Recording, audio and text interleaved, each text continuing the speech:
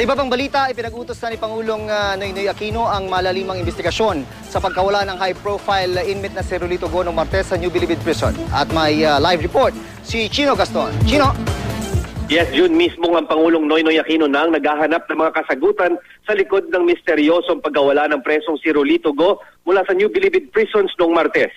Nakidnap man o nakatakas si Go, nais na ng Pangulo na malaman kung bakit at paano ito nangyari.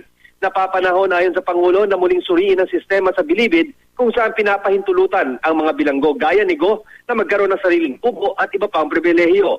Gusto rin malaman ni Pinoy kung gaano kalakas ang mga sinasabing sindikato na nag-ooperate sa loob ng pihitan at kung bakit pwede nang lumaya si Go gayong ni kalahati ng prison term nitong 40 taon ay hindi pa nagugugol. Mahigit 18 taon pa lamang nakakulong si Go pero nakatakda na itong lumaya sa Hunyo ng 2013.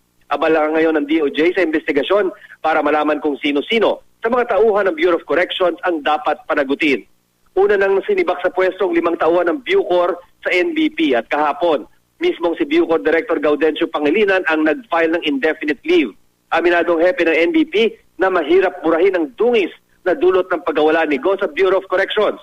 Binawi ng living out privileges ni Go gaya ng kanyang work assignment sa Parish Church ng NBP at ang sariling kubo kung saan siya nagpapahinga tuwing umaga.